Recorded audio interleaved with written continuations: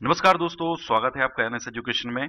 आज हम बात करने वाले हैं जनरल केमिस्ट्री की टेस्ट सीरीज के बारे में, जिसमें मैं पहले पार्ट में 30 क्वेश्चन डिस्कस करूंगा। और जैसा कि हमने फिजिक्स और बायोलॉजी के क्वेश्चन डिस्कस किए थे, या कोई भी जो भी मैं एमसीक्यूज डिस्कस करता हूं, तो मैं कोशिश करता हूं कि यहाँ पे मैं 30 क्वेश्चन तो लूं, लेकिन 30 के अलावा मैं आपको कम से कम 50 से 60 क्वेश्चंस की इन्फॉर्मेशन दे देता हूं। तो इसी स्टाइल में ये भी वीडियो मैं आपके लिए लेके आया हूं जनरल केमिस्ट्री का। और एक और चीज मैं आपको बता दूं कि व्यापम का कोई भी एग्जाम हो, मध्य प्रदेश लोक सेवा आयोग एमपीपीएससी का कोई एग्जाम हो, एसएससी का कोई एग्जाम हो, या मध्य प्रदेश उत्तर प्रदेश पुलिस का कोई एग्जाम हो, उन सब एग्जाम्स के लिए अब मैं आपके एग्जाम्स में जनरल साइंस जरूर पूछी जाती है। और जनरल साइंस में ये तीनों चीजें पूछी जाती हैं, केमिस्ट्री, फिजिक्स और बायोलॉजी। तो उन सब में ये वीडियो आपके लिए बहुत ही लाभकारी होगा। तो चलिए दोस्तों, हम पार्ट 1 डिस्कस करते हैं। और हमारा जो पहला क्वेश्चन है वो है, निम्न में से कौन ऑक्सीकरण नहीं है? ऑक्सीकरण नहीं है, ये ऑक्सीकरण है, जिसको हम बोलते हैं ऑक्सीडेशन। इंग्लिश में बोलते हैं हम इसको ऑक्सीडेशन। चलिए दोस्तों, सबसे पहले तो हम इसका आंसर बाद में देखते हैं। सबसे पहले तो हम ये समझने की कोशिश करते हैं कि ऑक्सीडेशन होता क्या है। देखिए, ऑक्सीडेशन या ऑक्सीकरण एक ऐसा क्रम है जिसमें पहला पॉइंट, आपका जो ऑक्सीजन है वो जुड़ता है, मतलब ऑक्सीजन का योग होता है। अब ऑक्सीजन का योग होगा तो ऑक्सीजन क्या होगी? बढ़ेगी। दूसरा ऑप्शन है, ऋणात्मक तत्व जो होते हैं, ऋणात्मक तत्व जैसे फॉर एग्जांपल फ्लोरीन, क्लोरीन, इन सब का भी योग होता है। या बिल्कुल ध्यान से देखें इसको, क्योंकि कई क्वेश्चन आपके इस पर बन सकते हैं। नेक्स्ट है, जो हाइड्रोजन है इसकी हानि होती है, मतलब हाइड्रोजन कम होता है, मतलब जो भी क्रिया होगी उसमें हाइड्रोजन निकल के बाहर चला जाएगा। और अ, धनात्मक तत्व जो होते हैं, मतलब पॉजिटिव तत्व जो होते हैं, जैसे सोडियम, कैल्शियम, इन सब का भी योग होता है। नेक्स्ट है आपका, इलेक्ट्रॉन जो होते हैं वो इसमें से रिलीज होते हैं, फ्री होते हैं। तो ये 5 चीजें हैं जो ऑक्सीडेशन को परिभाषित करती हैं।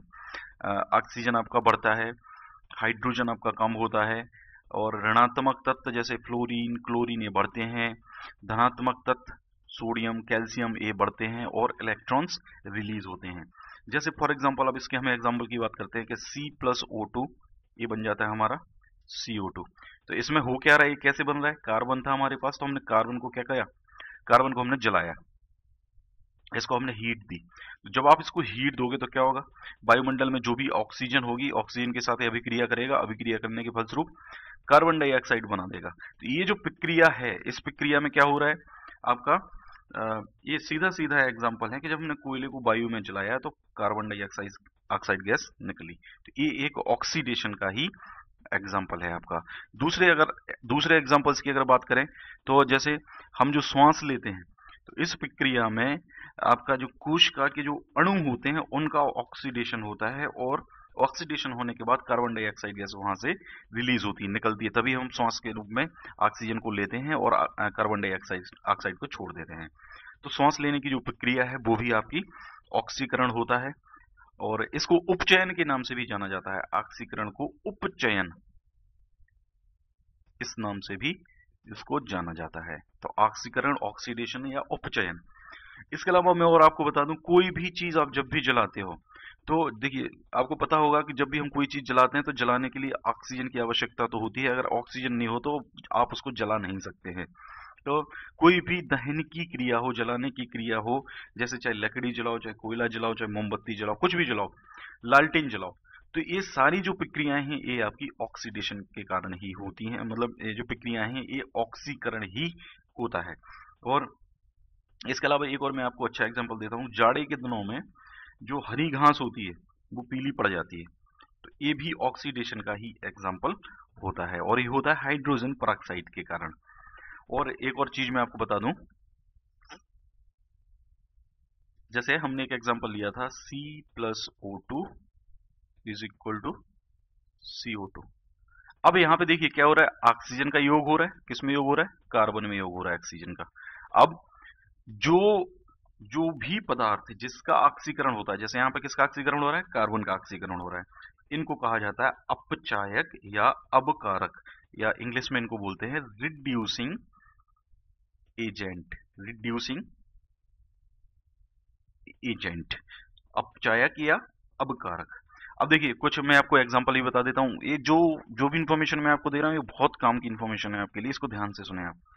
जैसे सभी धातुएं और धातु या अधातु के जो हाइड्राइड, जैसे Na हो गया, जैसे आपका CaH2 हो गया, या फिर धातु के जो असलवण होते हैं जैसे ferrous chloride, ferrous sulphate, cuprous sulphate, और आपके जो हाइड्रा अम्ल होते हैं जैसे HBr, HL, H2, सब कुछ, और sulphite, bisulphite, nitrite, carbon, hydrogen, hydrogen phosphorus, stannous chloride और कार्बन मोनोऑक्साइड, ये सारे जो होते हैं ये अपकारक पदार्थ होते हैं। अपकारक पदार्थ होते हैं मतलब क्या होते हैं? रिड्यूसिंग एजेंट ये होते हैं, मतलब इनका ऑक्सीकरण होता है। तो ये आपको एग्जाम्पल याद रखने हैं। चलिए दोस्तों, तो फिर अब हम बात करते हैं अपने क्वेश्चन की। तो निम्न में से कौन ऑक्सीकरण नहीं है? तो देखिए, भोजन का पचना ये भी ऑक्सीकरण है, श्वसन ये भी आपका ऑक्सीकरण है, दहन ये भी आपका ऑक्सीकरण है। केवल अपक्षेपण है जो ऑक्सीकरण आपका नहीं है। तो इसका सही जवाब होगा ए। नमक के घोल में सिल्वर नाइट्रेट का घोल डालने पर दही जैसे पदार्थ उत्पन्न होता है, कौन सी क्रिया है? देखिए, वैसे इसका आंसर जो है वो है उदासीनीकरण। अब मैं आपको बता देता हूं कि जब भी सिल्वर नाइट्रेट का घोल हम नमक के घोल में डालते हैं तो दही जैसा पदार्थ बनता है। वो दही जैसा पदार्थ होता है सिल्वर क्लोराइड, AgCl। और ये जो अभिक्रिया होती है ये आती है आपकी तीव्र अभिक्रिया में। देखिए, दो प्रकार की अभिक्रियाएं हैं, बहुत सारे टाइप होते हैं एक्चुअली अभिक्रियाओं के, वो आप जरूर पढ़ें किसी भी बुक, रेफरेंस बुक को लेके। तो जैसे फॉर एग्जांपल तीव्र अभिक्रियाएं हैं, तो तीव्र अभिक्रियाएं मतलब इनमें बहुत कम टाइम लगता है, मतलब सेकंड से भी कम टाइम लग सकता है। एक दूसरे टाइप की जो अभिक्रियाएं होती हैं वो होती हैं आपकी मंद अभिक्रियाएं। मंद अभिक्रियाओं में क्या होता है कि जैसे फॉर एग्जांपल लोहे के ऊपर जंग लगती है, रस्टिंग ऑफ आयरन, लोहे पे जंग लगना, इस मंद अभिक्रिया का उदाहरण, मतलब इसमें कई दिन और कई साल भी लग सकते हैं। तो ये आपका ये हो जाएगा। नेक्स्ट है आपका संक्षारण किस प्रकार की अभिक्रिया है? तो संक्षारण, इसका मतलब हिंदी में इंग्लिश में इसको बोलते हैं कोरिजन, CORRISION।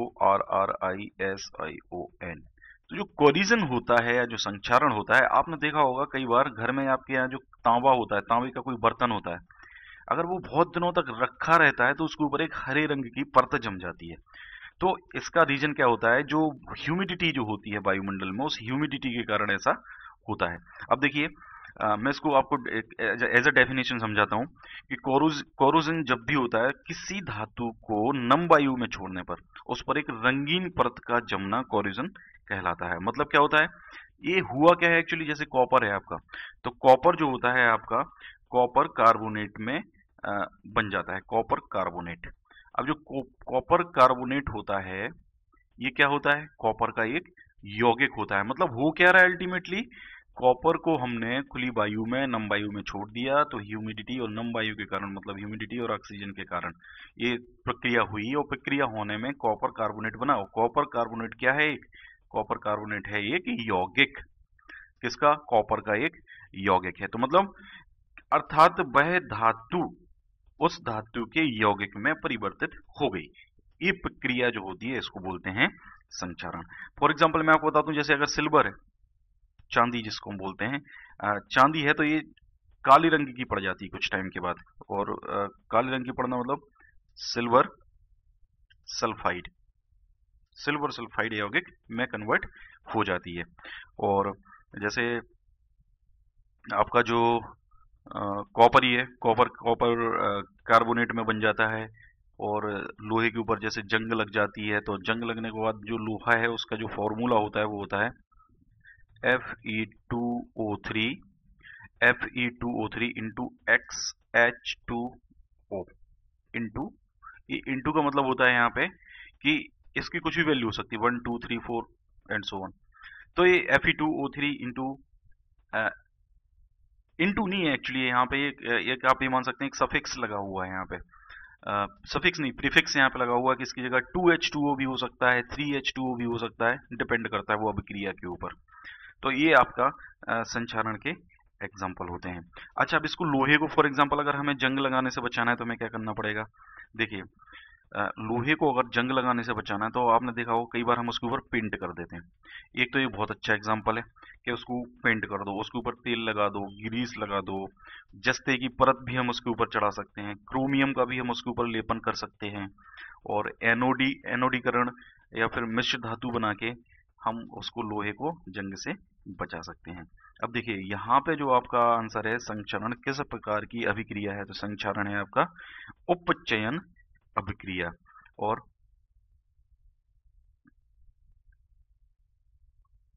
उपचयन को क्या बोलते हैं हम? उपचयन को बोलते हैं हम ऑक्सीडेशन या ऑक्सीकरण। तो ये था आपका पूरा। फिर है आपका किसी रासायनिक अभिक्रिया में ऑक्सीजन के अनुपात का बढ़ना क्या कहलाता है? देखिए ऑक्सीजन का अनुपात हम पहले डिस्कस कर चुके हैं, इसको बोलते हैं हम उपचयन या ऑक्सीडेशन अभिक्रिया। ऐसे देखिए आपकी एक अपचयन अभिक्रिया होती है, तो अपचयन जो होता है ऑक्सीडेशन का जस्ट उल्टा होता है। और इसको अपचयन या, ध्यान रखें आप बिल्कुल शब्दों में थोड़ा सा यहाँ पे कंफ्यूजन जरूर हो सकता है आपको, इसलिए थोड़ा ध्यान रखें। जो आपका अपचयन है इसको अवकरण के भी नाम से जाना जाता है, अवकरण।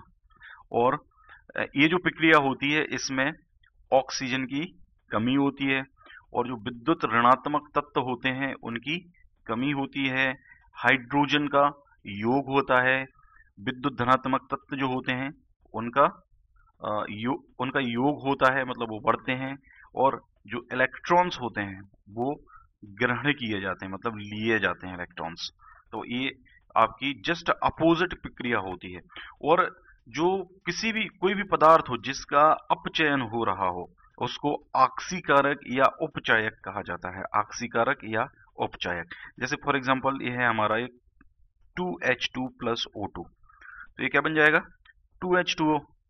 ये जो प्रक्रिया है, इस प्रक्रिया में आपका ऑक्सीजन कहाँ चला गया? ऑक्सीजन इसमें मिलके पानी बन गया। तो ये जो प्रक्रिया है इसमें ऑक्सीजन की क्या हो रही है? कमी हो रही है, क्योंकि ऑक्सीजन कहाँ पानी में कन्वर्ट हो जाएगा अब हाइड्रोजन के साथ मिलके। तो ये बन जाएगी आपकी पूरी इसकी कहानी। तो यहाँ ऑक्सीजन की कमी हो रही है। अच्छा, और अगर हम यहाँ पे देखें कि यहाँ पे ऑक्सीजन का क्या हो रहा है, इसके साथ योग हो रहा है 2H2 प्लस, मतलब यहाँ पे हम क्या कर रहे हैं, इसका ऑक्सीजन को ऐड कर रहे हैं। तो इसका मतलब क्या हुआ? H2 जो है आपका हाइड्रोजन जो है इसका क्या हो रहा है? ऑक्सीकरण हो रहा है, क्योंकि यहाँ पे आपका ऑक्सीजन ऐड हो रहा है। और जो आपका हाइड्रोजन होगा, हाइड्रोजन कौन सा पदार्थ कहलाएगा? हाइड्रोजन कहलाएगा आपका अबकारक पदार्थ। और अगर हम यहाँ पे इसको देखें ऑक्सीजन को, तो ऑक्सीजन के साथ हाइड्रोजन का क्या हो रहा है? योग हो रहा है। देखिए दोनों आपस में अगर जुड़ रहे हैं, जैसे अगर मैं कहता हूँ 2 + 3, तो मैं इसको ये बोल सकता हूँ 2 + 3 = 5 है। तो मैं क्या कह रहा हूँ, 2 3 में ऐड हो रहा है या 3 2 में ऐड हो रहा है, बात तो बराबर है ना। लेकिन ये दोनों एक दूसरे के क्या कहलाएंगे, वो मैं आपको चीज बताने की कोशिश कर रहा हूँ कि अगर ऑक्सीजन का इसमें योग हो रहा है, तो ऑक्सीजन का योग होता है तो हाइड्रोजन क्या कहलाएगा आपका, मतलब हाइड्रोजन का क्या हो रहा है? ऑक्सीकरण। तो जो हाइड्रोजन है वो कहलाएगा आपका अपकारक। और अगर ऑक्सीजन के साथ हाइड्रोजन का योग हो रहा है, बात बराबर ही है, ऑक्सीजन के साथ हाइड्रोजन का योग हो रहा है, तो ऑक्सीजन का क्या हो रहा है? अपचयन हो रहा है। ऑक्सीजन का क्या हो रहा है? अपचयन हो रहा है। इसलिए जो ऑक्सीजन है आपका ये क्या कहलाएगा? ऑक्सीकारक या उपचायक, ऑक्सीकारक या उपचायक। तो ये आपका ऑक्सीडेशन का जस्ट अपोजिट प्रक्रिया होती है। नेक्स्ट हम बात करते हैं निम्न में से कौन सी प्रक्रियाओं के युग्म हमेशा साथ साथ होते हैं। तो देखिए उदासीनीकरण और विस्थापन, ये जो दो प्रक्रियाएं ये दोनों साथ साथ होती हैं। नेक्स्ट है सोडियम हाइड्रोक्साइड और हाइड्रोक्लोरिक अम्ल की अभिक्रिया से सोडियम क्लोराइड और जल बनाते हैं। यह कौन सी अभिक्रिया है? तो ये भी अभिक्रिया है आपकी उदासीनीकरण। नेक्स्ट हम देखते हैं किसी अभिक्रिया में भाग लेने वाले पदार्थ क्या कहलाते हैं। देखिए कोई भी अभिक्रिया है उसमें जो भाग लेने वाले पदार्थ हैं उनको बोलते हैं अभिकारक, और जो रिजल्ट मिलेगा उसको बोलेंगे हम प्रतिफल या मतलब रिजल्ट। श्वसन किस प्रकार की अभिक्रिया है? तो हम देखते हैं श्वसन जो है आपकी ऊष्माक्षेपी अभिक्रिया है। अब देखिए अब ऊष्माक्षेपी और ऊष्माशोषी ये दो प्रकार की अभिक्रियाएं हैं, ये मैं आपको बता देता हूं। ऊष्माक्षेपी जिनको बोलते हैं हम एक्सोथर्मिक, तो एक्सो मतलब होता है बाहर का, और थर्मिक मतलब होता है रिलेटेड टू टेम्परेचर या रिलेटेड टू हीट। तो वे अभिक्रियाएं जिनमें ऊष्मा मुक्त होती है, जैसे फॉर एग्जांपल कार्बन और ऑक्सीजन को जब हम ऐड करते हैं तो CO2 तो बनती ही बनती है, साथ में हीट भी बाहर आती है। हीट भी, वो कितनी भी हीट हो एक अलग बात है, लेकिन हीट जरूर आपकी बाहर आती है। अच्छा, और मतलब कुल मिला के यहाँ पे हो क्या रहा है, जो ऊष्मा है वो क्या हो रही है, फ्री हो रही है, मुक्त हो रही है। टेम्परेचर मतलब क्या हो रहा है, बढ़ रहा है। और ये जो प्रक्रियाएं होंगी, ये प्रक्रियाएं ऊष्माक्षेपीय प्रक्रियाएं होती हैं, और एक्सोथर्मिक रिएक्शंस इनको बोलते हैं। दूसरा जो होता है वो होता है आपका एंडोथर्मिक। एंडोथर्मिक मतलब होता है ऊष्मा शोषी, मतलब जहां पे ऊष्मा ली जा रही है। जैसे अगर N2 प्लस O2 को मिलाया जाएगा तो इसके साथ आपको हीट भी मिलानी पड़ेगी, तब जाके क्या बनेगा आपका 2NO। मतलब यहाँ पे क्या हो रहा है, ऊष्मा का अवशोषण यहाँ पर हो रहा है। तो ये जो प्रक्रिया होती है ये ऊष्मा शोषी या एंडोथर्मिक कहलाती है। तो ये थी आपकी ऊष्माक्षेपी अभिक्रिया। अब नेक्स्ट हमारा क्वेश्चन है, प्रबल अम्ल और दुर्बल क्षारक से बने लवण का पीएच मान क्या है। तो सबसे पहले देखिए हम बात करते हैं पीएच मान के। देखिए कोई भी तनु जलीय विलयन हो तो उसकी अम्लता या उसकी क्षारकता मापने के लिए पीएच मान या पीएच वैल्यू एक पैमाना होता है, और इसको विकसित किया था सोरेनसन ने। सोरेनसन ने इसको विकसित किया था। ये बहुत इंपॉर्टेंट है, कई बार एग्जाम में पूछा जा चुका है। और इसमें क्या किया जाता है कि अगर जो पीएच मान है उसकी एक स्टैंडर्ड वैल्यू रखी है फिक्स 7। तो अगर जो आपका किसी भी तनु जलीय विलयन का पीएच मान 7 आता है, इसका मतलब वो न्यूट्रल है, उदासीन है। और अगर पीएच मान उसका ग्रेटर देन 7 आता है, मतलब वो क्षारीय प्रवृत्ति का है। और अगर पीएच मान उसका लेस देन 7 होता है तो उसकी जो प्रवृत्ति है वो अम्लीय है। तो ये आपको याद रखना है। कई बार एग्जाम में एक तो ये डायरेक्ट क्वेश्चन यही आ जाता है कि अम्ल के लिए पीएच वैल्यू क्या होनी चाहिए। एक क्वेश्चन आपको इस तरीके से दे सकते हैं कि जो कोई अम्ल है वो आपको एग्जाम्पल दे देंगे कि एक अम्ल का ये एग्जाम्पल है, इसका पीएच मान कितना होगा। तो वहां पे 4 ऑप्शन ऐसे होंगे जिनमें 3 का जो पीएच मान होगा वो तो ऐसा होगा कि वो बिल्कुल डिफरेंट ही होगा, वो क्षार का होगा। और एक ऐसा दे देंगे जो कम होगा, मतलब जैसे अम्लीय है तो पीएच मान उसकी वैल्यू कितनी 7 से कम होगी। तो मान लो एक ऑप्शन है आपका 14, एक ऑप्शन दे दिया उनने 7, एक ऑप्शन दे दिया उनने 8, और एक ऑप्शन दे दिया सपोज 6। तो इनमें से ये तो 14 हो ही नहीं सकता, 7 हो नहीं सकता और 8 हो नहीं सकता। मतलब क्या होगा उसका आंसर 6 उसका आंसर होगा। तो इस तरीके से भी क्वेश्चन आपसे पूछा जा सकता है, वो कई बार पूछा गया है। तो इस चीज के लिए आप थोड़ा सा तैयार रहें। और एक चीज और मैं आपको बता दूं कि जो पीएच मान होता है ये पैमाना तो होता ही होता है, और इसके अलावा जैसे अपना जो क्वेश्चन है प्रबल अम्ल और दुर्बल क्षारक से बने लवण का पीएच मान क्या होता है, तो मैं आपको सारे बता देता हूं। देखिए प्रबल अम्ल, इसको मैं ले लेता हूं प्रबल अम्ल और दुर्बल क्षारक। इसके मैं आपको इनके जो लवण होते हैं, प्रबल अम्ल और दुर्बल क्षारक के जो लवण होते हैं, पहला पॉइंट है हमारा ये। जैसे फॉर एग्जांपल है आपका नौसादर NH4Cl। फॉर्मूला बहुत इंपॉर्टेंट है, कई बार पूछा जा चुका है। नौसादर का फॉर्मूला होता है कॉपर सल्फेट CuSO4 या फेरस क्लोराइड FeCl3। ये तीनों, मतलब मैं इनके एग्जांपल बता रहा हूं। इनका जो पीएच मान होता है, ये पीएच मान हमेशा लेस देन 7 होगा। Very very important. तो यहां पे देखिए प्रबल अम्ल और दुर्बल क्षारक से बने लवण का पीएच मान क्या है, देखिए 7 से कम। तो इसका ऑप्शन करेक्ट क्या होगा, बी। दूसरा मैं आपको बता दूं कि अगर दुर्बल अम्ल है और प्रबल क्षारक है, दुर्बल अम्ल और प्रबल क्षारक है, इनके जो लवण है जैसे फॉर एग्जांपल Na2CO3, ये होता है आपका सोडियम कार्बोनेट, और एक होता है आपका CH3COONA, इसको बोलते हैं सोडियम एसीटेट का जलीय विलयन। सोडियम एसीटेट का जलीय विलयन, ये फॉर्मूला मैं आपको जो बताता जा रहा हूं ये भी आप बिल्कुल याद रखें क्योंकि इनसे भी क्वेश्चन पूछे जा सकते हैं। तो सोडियम एसीटेट का ये जलीय विलयन होता है, इनका जो पीएच मान होता है it is always greater than 7, मतलब हमेशा 7 से ज्यादा होगा। मतलब दुर्बल अम्ल और प्रबल क्षारक, इनका जो पीएच मान होगा, इनके जो लवण होंगे उनका जो पीएच मान होगा वो पीएच ग्रेटर देन 7 होगा। तीसरा जो है आपका प्रबल अम्ल और प्रबल क्षारक, इन दोनों का जो इनके जो लवण हैं, जैसे फॉर एग्जांपल आपका हो गया नमक, फॉर एग्जांपल हो गया आपका K2SO4 का जलीय विलयन, ये सब क्या होते हैं आपके NaCl और K2SO4 मतलब पोटेशियम सल्फेट। इन सबका जो पीएच मान होता है ये होगा आपका 7 के इक्वल, मतलब ये उदासीन होता है। जैसे नमक है आपका, नमक ना तो क्षार होता है, नमक ना तो अम्ल होता है, क्या होता है आपका? उदासीन। तो ये 3 पॉइंट आपको याद रखने हैं। चलिए नेक्स्ट क्वेश्चन हम डिस्कस करते हैं। क्षारक को जल में घोलने पर क्या मुक्त होते हैं? देखिए ये एक, मतलब अगर आप क्षारक की डेफिनेशन पढ़ेंगे तो आपको ये चीज क्लियर हो जाएगी। जो क्षारक होते हैं उनको जब भी जल में घोला जाता है तो OH नेगेटिव आयन मुक्त होते हैं, और इनको बोलते हैं हाइड्रोक्सल आयन, हाइड्रोक्सल आयन। और ये जो बात थी ये बताई थी ऑरहेनियस ने, ऑरहेनियस ने। अब देखिए क्षारक होते क्या है एक्चुअली? क्षारक वे पदार्थ होते हैं जो कड़वे होते हैं, और जो लाल लिटमस पत्र होता है, मैं डेफिनेशन आपको बता रहा हूँ, जो लाल लिटमस पत्र होता है उसको ये नीला कर देते हैं। जैसे एक मैं आपको रिएक्शन बताता हूँ इनकी, NaOH प्लस H2O, इनकी जब रिएक्शन करवाई जाएगी तो हमें क्या मिलेगा? Na plus AQ plus OH negative AQ। जब भी जल में कोई भी विलयन, मतलब किसी की भी रिएक्शन कराई जाती है तो AQ उसके साथ में लिखते हैं, जो भी उसका रिजल्ट आता है। AQ मतलब होता है एक्वा, एक्वा मतलब रिलेटेड टू वाटर। जैसे आपका एक्वाफिना होता है, एक्वाफिना मतलब जो पानी को फिल्टर करने के लिए घर में लगाते हैं ना, तो AQ मतलब एक्वा, एक्वा मतलब होता है आपका वाटर। तो ये था आपका NaOH प्लस H2O, क्या मिला आपको?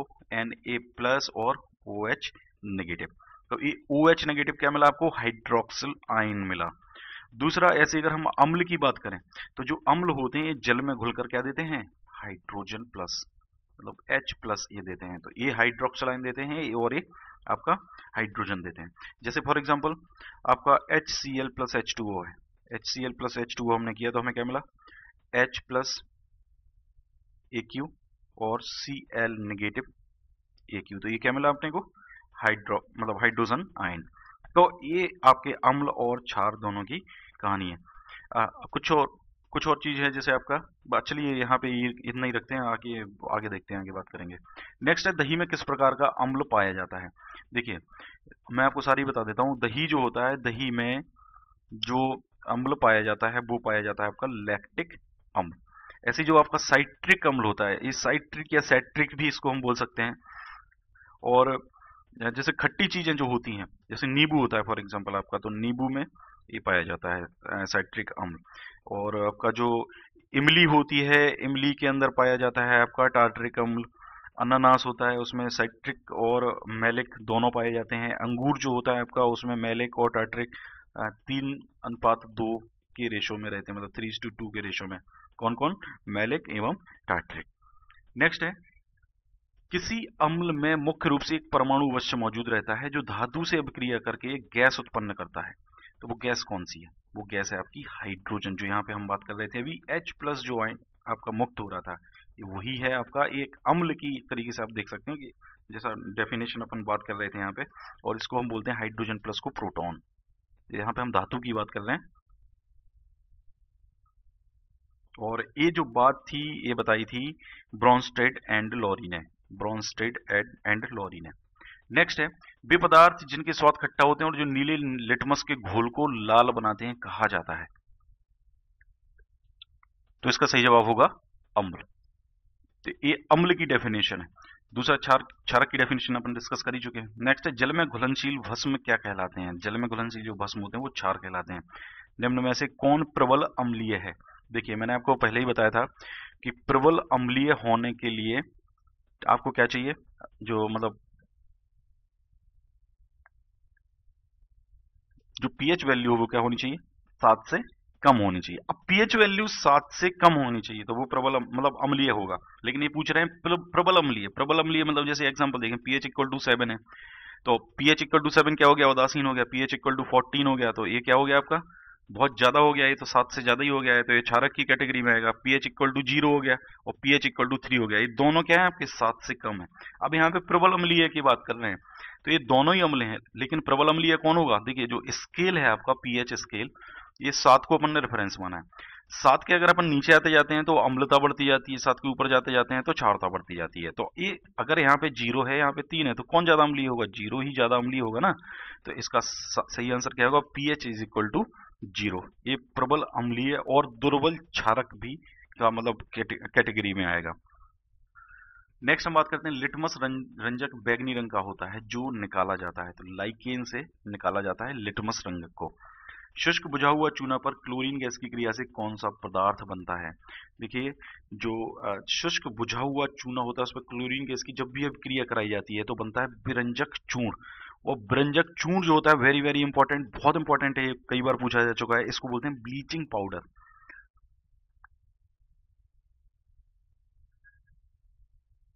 Bleaching powder. और इसका जो फॉर्मूला होता है कई बार एग्जाम में, हर एग्जाम में, रेलवे के एग्जाम में कई बार पूछा जा चुका है। व्यापम का तो भी मुझे आइडिया नहीं, कहीं देखा नहीं है मैंने, लेकिन ये बहुत इंपॉर्टेंट क्वेश्चन है, एसएससी में कई बार पूछा जा चुका है। आपको इसका फॉर्मूला जरूर पता होना चाहिए। इसका जो फॉर्मूला होता है वो होता है CaOCl2, या मतलब सही तरीके से अगर इसको लिखा जाए तो इसका लिखने का तरीका ये होता है CaOCl और Cl। ये इसका एग्जैक्ट फार्मूला होता है, ऐसा भी लिखा हो सकता है। और इसको बोलते हैं कैल्शियम क्लोरोहाइपोक्लोराइड, कैल्शियम क्लोरोहाइपोक्लोराइड। और इसका जो उपयोग होता है वो किया जाता है, जैसे जो जल होता है, जल को संक्रमण रहित बनाने के लिए इसका उपयोग किया जाता है। और कागज और कपड़ा उद्योग में भी इसका यूज किया जाता है। अब जैसे आपका जो कैल्शियम क्लोराइड है ये होता है CaCl2, और हाइड्रोक्लोरिक अम्ल होता है आपका HCl, जल तो आपको पता ही होगा H2O। नेक्स्ट है हल्दी, लिटमस पत्र आदि किस प्रकार का सूचक है? तो ये सब प्राकृतिक होते हैं। अपच का उपचार करने के लिए निम्न में से कौन औषधि का उपयोग होता है? तो एंटीसिड औषधि होती हैं जिनका उपयोग किया जाता है अपच का उपचार करने में के लिए। निम्न में कौन ऑक्सीकरण नहीं है? तो ये तो हम क्वेश्चन ऑलरेडी डिस्कस कर चुके हैं, अपक्षेपण। प्राकृतिक गैस का दहन किस प्रकार का मतलब रासायनिक अभिक्रिया है? देखिए, जब भी कोई भी प्राकृतिक गैस जलाई जाती है उसमें हीट उत्पन्न होती है, तो ये बन जाएगी आपकी ऊष्माक्षेपी अभिक्रिया। नेक्स्ट हमारा क्वेश्चन है कॉपर चूर्ण को वायु में गर्म करने पर उसकी सतह पर कॉपर ऑक्साइड की एक परत जम जाती है, इस परत का रंग कैसा होता है? तो ये होती है परत काली, वेरी इंपॉर्टेंट। शाक सब्जियों का विघटित होकर कंपोस्ट बनना किस अभिक्रिया का उदाहरण है? तो ये उदाहरण होता है आपका ऊष्माक्षेपी अभिक्रियाओं का। सोडियम हाइड्रोक्साइड का पीएच मान ये होता है 14। कुछ पीएच मान और हैं जो मैं आपको बता देता हूं। अब जैसे आपका आंतरस होता है तो आंतरस का पीएच मान होता है 1.4, नींबू का रस 2.4, सिरका जो होता है आपका 3.0, वाइन आपकी 3.2, टमाटर 4.2, बियर 4.3, कॉफी जो होती है वो 4.9 से 5.0 होता है। वायु में उपस्थित जल जो होता है, जल वाष्प जिसको हम बोलते हैं 5.5 होता है। यूरिन जो होता है 5.5 से 7.5 के बीच में होता है। दूध होता है 6.4, शुद्ध जल जो होता है वो होता है एग्जैक्ट 7। लार जो होती है आपकी वो होती है 7.2। ह्यूमन ब्लड या आंसू, इन दोनों की वैल्यू 7.4 होती है पीएच मान की। खाने का सोडा 8.4, अंडे का जो होता है पीएच मान वो होता है 7.8, और जो अमोनिया घरों में यूज होता है वो होता है 11.5। चूना जो होता है आपका वो होता है 13, और caustic soda NaOH, sodium hydroxide, इसका पीएच मान होता है 14। सोडियम हाइड्रोक्साइड या NaOH दोनों एक ही चीज है। NaOH फॉर्मूला भी आपको पता होना चाहिए। चलिए नेक्स्ट हमारा क्वेश्चन है किसी उदासीन विलयन का पीएच मान। तो उदासीन विलयन अगर कोई है तो उसका जो पीएच मान होगा 7। नेक्स्ट है दांत का मसूड़ा किस पदार्थ का बना है जो काफी कठोर है? तो ये बना होता है कैल्शियम फॉस्फेट का। इमली में कौन सा अम्ल है? तो हम ऑलरेडी डिस्कस कर चुके हैं, इमली में होता है टार्टरिक अम्ल। नेक्स्ट है उपचयन अपचयन अभिक्रिया को क्या कहते हैं? देखिए, उपचयन और अपचयन जब दोनों अभिक्रियाएं एक साथ होती हैं तो इसको बोला जाता है रेडॉक्स अभिक्रिया। नेक्स्ट है दानेदार जस्ता पर तनु सल्फ्यूरिक अम्ल डालने पर कौन सा गैस उत्सर्जित होता है? तो ये हाइड्रोजन गैस उत्सर्जित होती है। सूर्य प्रकाश की उपस्थिति में पौधे CO2 तथा जल से अपना भोजन तैयार करते हैं, कौन सी अभिक्रिया है? तो देखिए, ये है प्रकाश रासायनिक अभिक्रिया, वेरी वेरी इंपॉर्टेंट, प्रकाश रासायनिक अभिक्रिया है ये। तो दोस्तों ये थे आपके 30 क्वेश्चंस, और नेक्स्ट फिर हम बात करेंगे अगले 30 क्वेश्चंस के बारे में। और आपको कैसा लगा ये वीडियो आप जरूर कमेंट करके बताएं, और चैनल को जरूर सब्सक्राइब करें, अपने दोस्तों के साथ इन वीडियोस को जरूर शेयर करें। Thank you.